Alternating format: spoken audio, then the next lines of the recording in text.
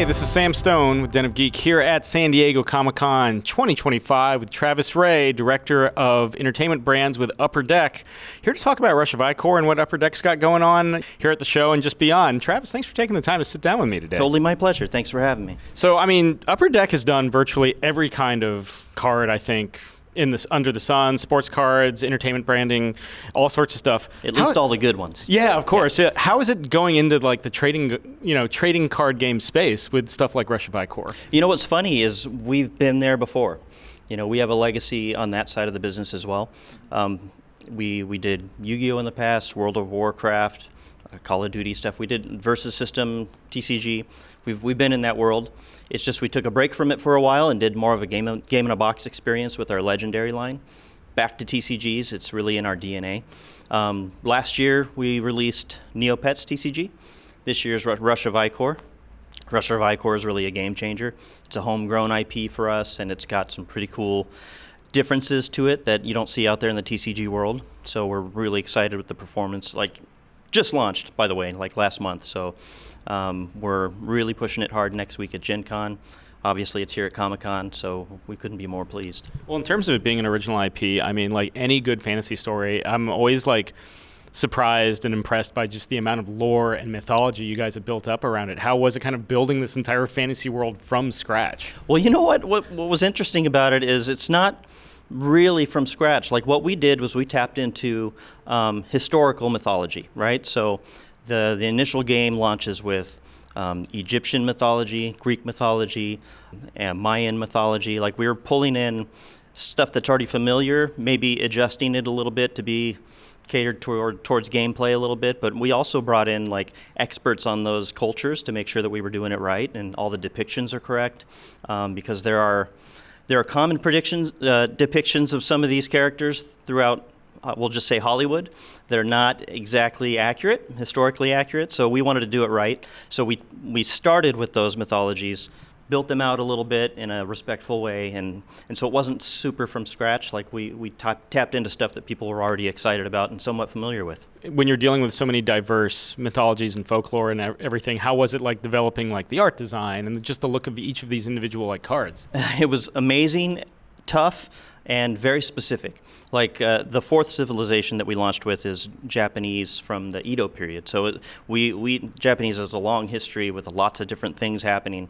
So we chose a specific grouping of years that we could focus on because it's very unique, very particular, and then brought in an expert to teach us about that. So it was a unique and rewarding experience, I would say educational experience for the whole team.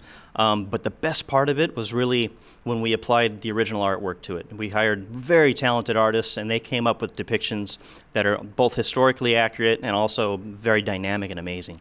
That's one of the best things about the game, honestly, is the amazing images. Well, and also just how ambitious some of the gameplay scope, because the thing about Rush of Ikorr is it supports up to 3-on-3 gameplay, which you don't really see a lot of in the TCG space. What was it about doing 3-on-3 potential competitive games?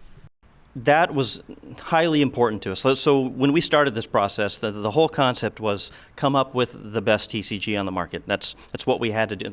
It's easy, right? It's a small task, but what we did was we channeled our experience, right? We had experience in the PvP TCG world.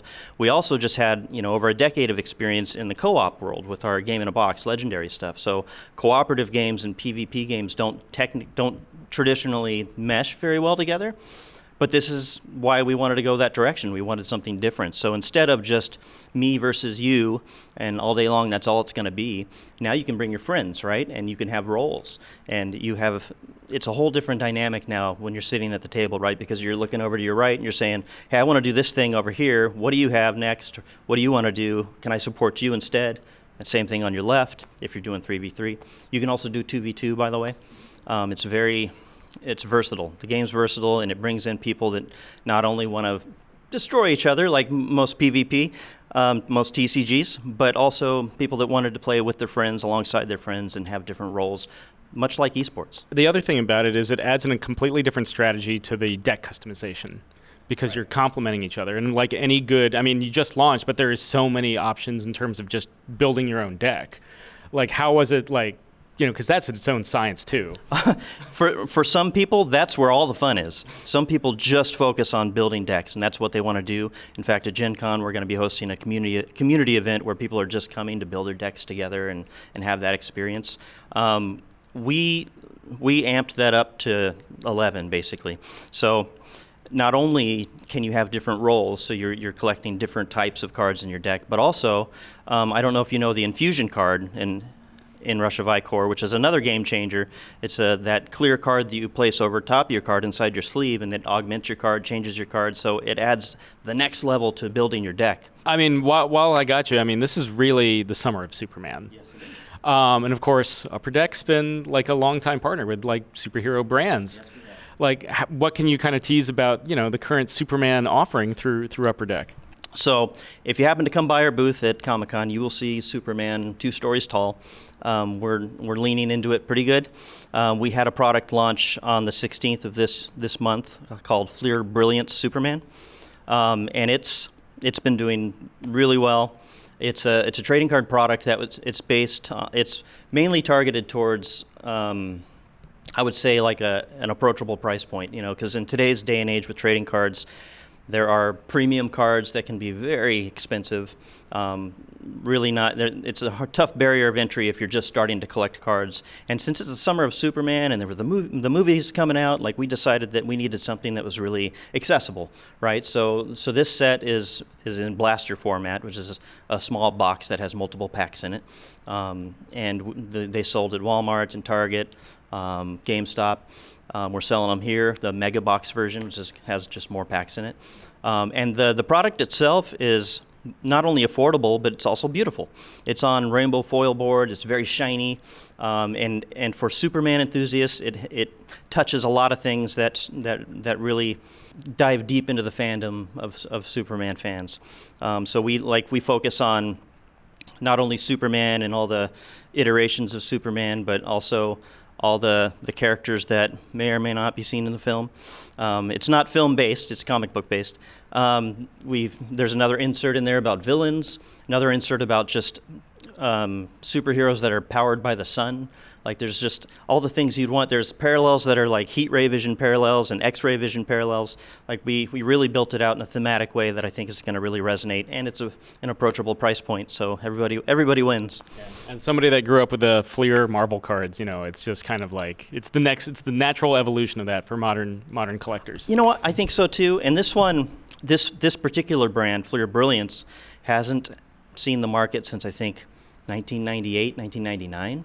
And never really saw an entertainment brand that I can remember. Like it was sports focused originally. So we resurrected it in a way that would appeal to entertainment fans and also that trading card enthusiast that remembers the heyday of the 90s when entertainment cards really took hold. Be sure to check out Upper Deck's like Superman cards and of course Rush of Ikorr with, a new civilization out and about with the Japanese Edo period. Travis, thanks for taking the time to speak with me today. Oh, my pleasure. Thanks for having me.